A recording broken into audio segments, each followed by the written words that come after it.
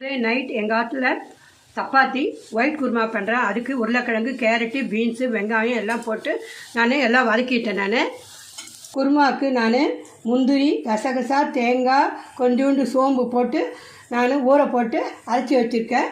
அதை நான் இப்போ இதில் கொட்ட போகிறேன். இதுக்கு கொஞ்சம் சால்ட்டு போடுறேன். அரைச்ச விழுதை நான் குருமாவில் கொட்டிட்டேன். இருக்கிற துளி ஜலத்தை கொட்டி இதிலே நான் கொட்டிடுறேன். நான் சப்பாத்திக்கு மாவு நல்லா கலந்து வச்சு ஊற வச்சுட்டேன். நான் எவ்வளோ சாஃப்டாக இருக்கு பாருங்கள். நல்லா இந்த மாதிரி கலந்தால் நமக்கு சப்பாத்தி நல்லா சாஃப்டாக வரும். குருமா ரெடி ஆகிட்டு சப்பாத்தி பண்ண போகிறேன்.